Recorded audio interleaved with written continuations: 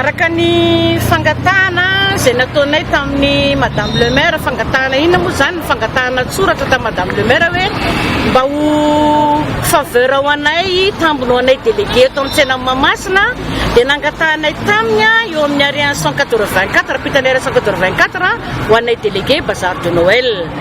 Ny bazar de Noël eto amin'ny Tsena Mahamasina moa zany dia azo atao hoe tsena traditionnelle.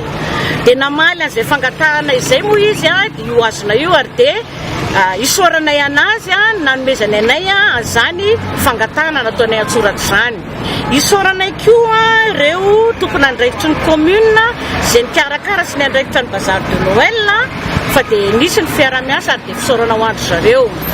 Nisy ny fampidiniana sy ny fampiresahana koa tamin'izany amin'ny resaka fanadiovana. Dia nandray an-tanana zany zahay delege ireo nanao cotisation, ny vidanana sobika, ny vidanana kifafa, ny vidanana fandrofa-pako izay efa mipetraka eo amin'ny devant tsenanay delege rehetrarehetra ireo.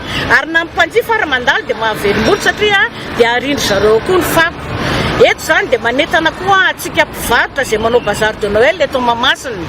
Efa nahoanareo any amin'ny tsena hafa ary mba tsara tsika ici le fiara-miasa amin'ny commune mba samy mandray andraikitra tsirairay amin'ny resaka fanadiovana dia mba rofina ny fako any amin'ny toerantsika tsirairay fa misy ireo mpiandraikitra ny tsena mpanadio mitondra brouette mandalo eny dia rehefa feno moa zany le sobika dia mba misahirana kely tsika zany manaraka an'izy any amin'ireny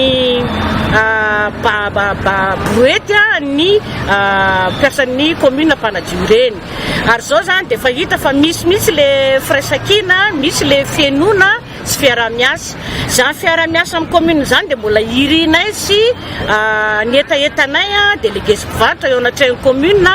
Izy fiara-miasa bebe kokoa, lalindalina kokoa, fampidiniana eny fa na dia falorana-kevitra dia ilaina. Ary dia mbola mamerina fisaorana foana any Batou Beach Tanana madame Lalao RAVALOMANANA.